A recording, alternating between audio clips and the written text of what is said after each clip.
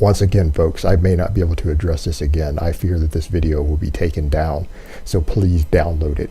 Get a copy before it's removed. Spread it.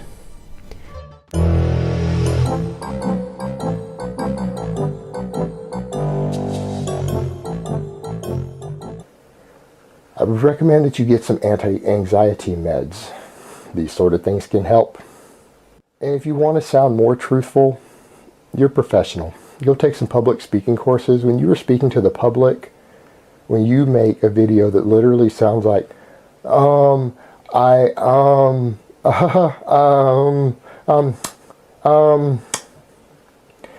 is a mark of overwhelming nervousness. Your audience is going to take you a lot less seriously than if you have a bunch of stuffed animals around and you sit around in your bathrobe at that point. It makes you sound like a liar. And I get up this morning to find that all of a sudden that I have veterans, countless numbers of veterans bad-mouthing me, threatening me, telling me to kill myself. I've stood up for you guys, and then a bunch of you turn on me over something made up on the internet. And here's the sad part about that. For those of you who did that, who don't even realize the truth, I'm being cyberstalked by a ring of people with a massive, enormous smear campaign against me.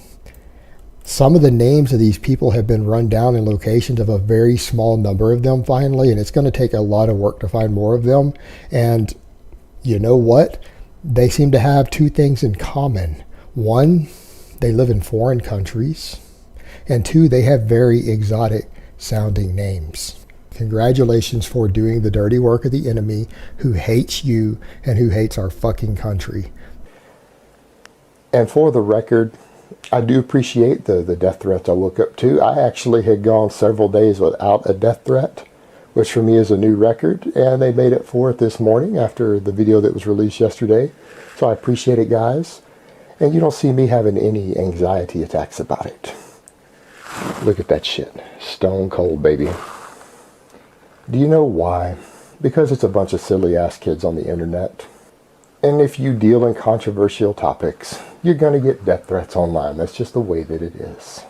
That's life. Get over it. And people need to realize that's not even the only case of what's happened. A number of people have been hurt as a result of this cyberbullying campaign. People have actually been hurt for no other reason than the fact that they're related to me or they're related to my girlfriend. So it's kind of time for some of you sick fucks to feel the pain and have a little bit of justice brought to you. And I'm going to make sure that as many of you as can be will be brought to justice for this. This sort of behavior isn't just unacceptable or annoying. It's actually a felony. So some of you could be facing prison time. Purely because of the color of my skin. If I were to say that word right now, I would probably get probably 50% more death threats over the next week every day than I get on average. So I'd go from probably 100 death threats to 150 death threats just from me saying that word.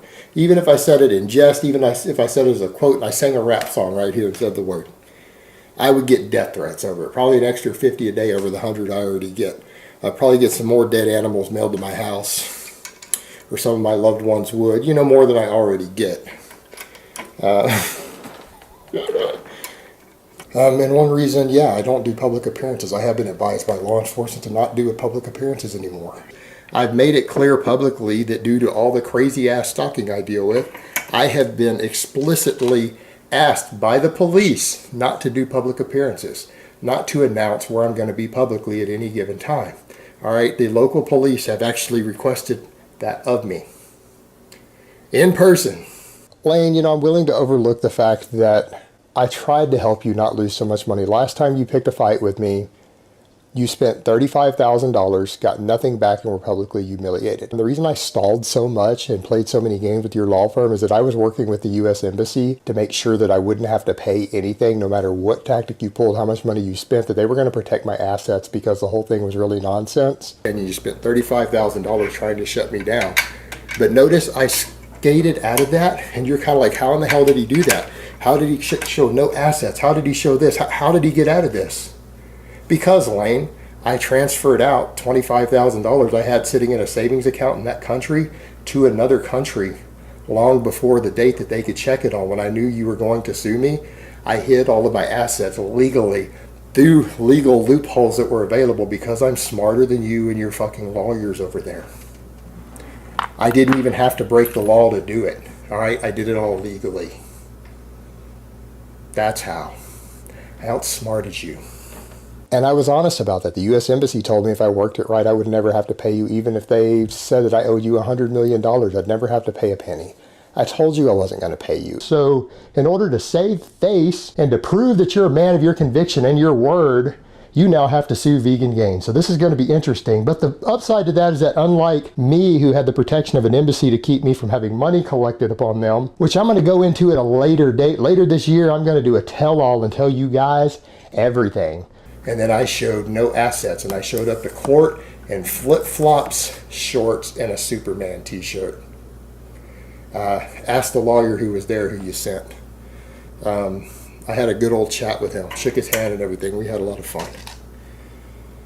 And boy, did we laugh about the amount of money they took you for in that silly ass lawsuit. If I have supplement companies harassing me in private, well, now I've got the CEO of one publicly for the whole world to see on a page with 65,000 likes on the page. So 65,000 viewers. He just attacked me personally unprovoked. Do you dislike Ian? Well, a lot of you saw all that fiasco that went down. Let me put it this way. Ian and I always had a bit of a strained relationship.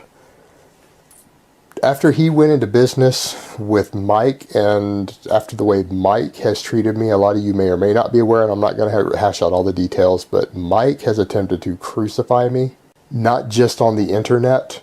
This is real world shit. He went into business with him through the smart powders thing. I've been a little somewhat distrustful and at unease with Ian.